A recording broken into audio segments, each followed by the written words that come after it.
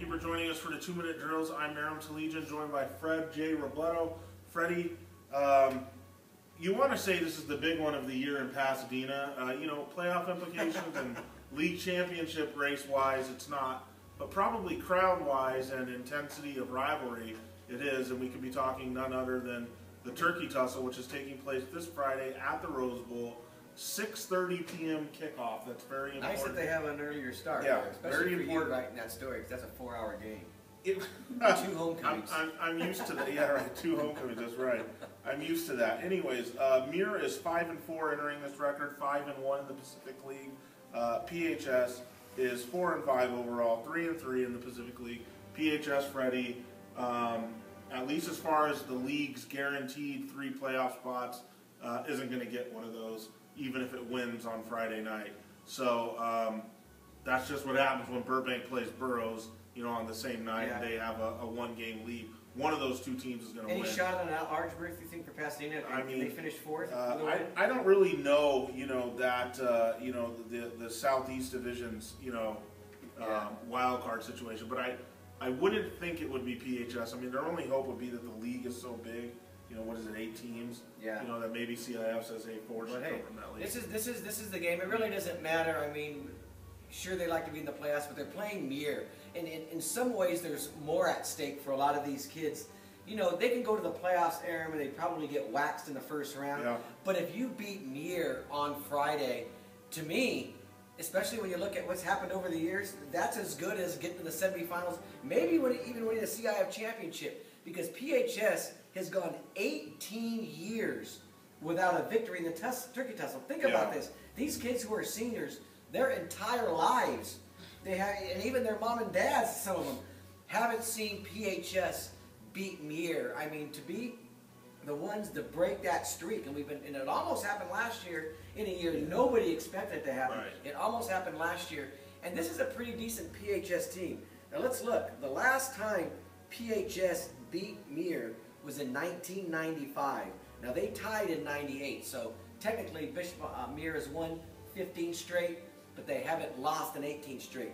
Now this record gets even wackier.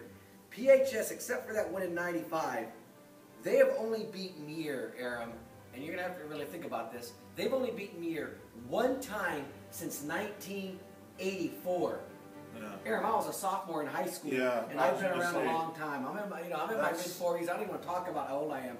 But 1 time since '84, when I was a sophomore, has PHS beaten Muir. I was going to say, basically, that 1995 team should be celebrated. I think they should bring them all to the game on Friday, put them in the stands, put them in front of those guys, and tell them what it was like or how they did it to beat Muir, because that's only happened. What's 84? How many years is that? That's 30 years. 30 years. Yeah. And even 30 years. Yeah. Well, wow. You know, Freddie. Yeah. I mean, basically for me, that's almost like my entire life. Yeah. So I mean, I like, you know, you could say, hey, kids that are around now, it's their entire lives. Bulldogs. You could dial it all the way back to someone my age, even. Yeah, and I think that 95 team, if I'm not mistaken, Stevie R in the background, had like Lester Towns or Trayvon Towns on there. I think McAllister was on that. McAllister? Yeah, I mean, I did a sidebar in that game. Jim Burrow was the prep editor back then. Okay. And I did a sidebar, and I think I did it on McAllister because he had. I remember him having a great game. I thought they had a couple really talented dudes on that team. Well, it's an incredible streak that it's become this large. I remember it was about 8 years ago they did that documentary on the Turkey Tussle. Very well done, and you're thinking that was what Kevin Mills was the coach, and you're thinking maybe that's going to be the year. Yeah. It's just anytime you think it's going to be the year for PHS, it doesn't happen. Yeah. Right. At some point, the streak has to end, obviously. But right now, it's just I mean.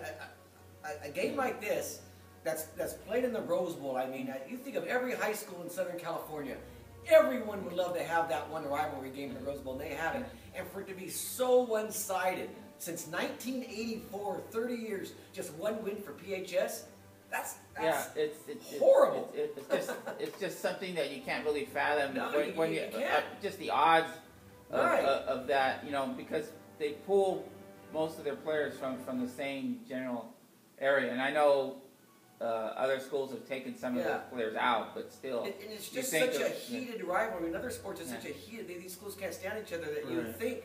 You know, in rivalry games, there's always that element of surprise. There's always upsets throughout the year. You know, there's always those games when you don't expect them to win, and you say, well, it's because of the rivalry. PHS hasn't been able to overcome that. And will they do it this Friday? Will they be the new team? I mean, because I think, Aram, if they win that game, forget the playoffs, forget CIF, they need that win more than anything. Yeah, you know, this PHS team is better than what we've seen in recent years. They have some nice talent. We talked about that at the beginning of the year. Real good receiver in Tyrick Adams. You know, good quarterback Jorge Reyna. You know, who came over from Downey. They're hit and miss, mostly miss, which is sad. But like you said, last year's game was 32-21. PHS was in there for a while. This Muir team is not as good. PHS is probably better than they were last year. That's the case for PHS. Yeah. The problem is like you talk about with a streak like that, mental. Is PHS capable of getting out there on the field with them and believing they can win, taking this thing into the fourth quarter? I don't know. I think this game could be one where PHS has its moments, but ultimately Muir has a few more of those stud players that can determine a game like this. So I'm picking Muir here. And I think there's two kinds of pressure. There's the pressure for PHS to win. There's also the pressure if you're Muir not to be the first team to lose to them in 15 years. I remember Ken Howard, and he was the coach there for many years while I was in Pasadena. He says, the one thing I can't do on my watch is lose to Pasadena. That streak can't end while I'm coaching this team. And I'm sure for these players, as this builds up, they feel the pressure each year of not wanting to be that team that gives it back up to PHS. So there's two kinds of weird, quirky kinds of pressures. But again, you know, every year I pick Muir, and this is the only thing where I've been undefeated, where I've never lost on my predictions. I pick Muir every year in a turkey tussle, probably since the early 2000s. And hey, you're doing it again. I'm doing it again. Okay, Stevie from behind the camera, you want to? I think. You want to pick PHS? You're not going to be at the game. I'd like to, but I think you just have to take Muir, and like you guys have said, I think this is PHS's best shot. They have what I call the triplets in the quarterback. They have a really good running back, and they have the receiver. But it's just hard to go. It's just hard to pick them in this game. Even though I wouldn't be shocked if they stepped up and won. And I'll tell you even a bigger surprise. This is going to be Aram Tolegian's first turkey tussle game. Yeah. He's never covered one of these games. I think he's really in it. It's an incredible atmosphere. I mean, a lot of you know, regardless of how one-sided it's been, they get a lot of fans for this game. Every year I was there, I mean, there's at least 2 sections that Muir fills up. Pasadena sometimes a section on both sides. It's really incredible. Like I said, they do both homecomings on the same night, so you're in for a 4-hour game.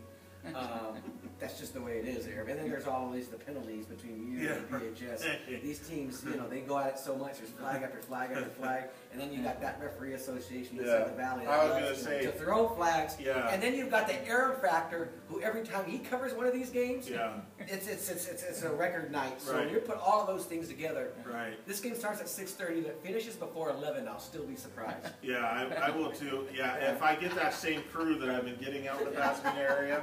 Yeah, no shot.